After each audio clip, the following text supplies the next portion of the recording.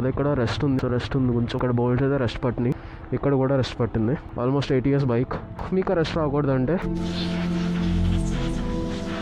If you see here engine, foot pegs, chain అన్నీ అయితే స్టీల్లో చేశారు. You can see there is rust here.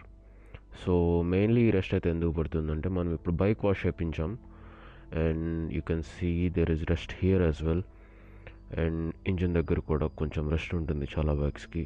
So previously I don't know so much about this, but now I know, so I will tell you as well. So whenever your bike was given to wash, bike వాష్కి ఇచ్చినప్పుడు లేదంటే rainy సీజన్స్లో bike వాటర్లో తడిచినప్పుడు మనమైతే just బైక్ని క్లాత్తో clean చేసి పెట్టేస్తాం. But it is not enough. You need to take your bike for a good spin వాటర్లో తడిచిన తర్వాత. మోస్ట్లీ అట్లీస్ట్ ఒక 20 minutes అయితే మీరు బైక్ రైడ్ చేయడం better option in my opinion. So మనకి ఆల్రెడీ చిన్నప్పుడే నేర్పించారు, iron, steel, any kind of such materials వాటర్తో ఇంటరాక్ట్ అయినప్పుడు దానికి రెస్టింగ్ అయితే అవుతుంది.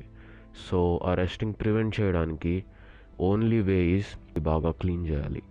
సో బైక్ అయితే మనకు చాలా పార్ట్స్ ఉంటాయి లోపల which we can not access నార్మల్గా. In that cases the better option is to ride your bike. So ఆ గాలికి అయితే ఆ వాటర్ అనేది క్లీన్ అవుతుంది బైక్ పైన.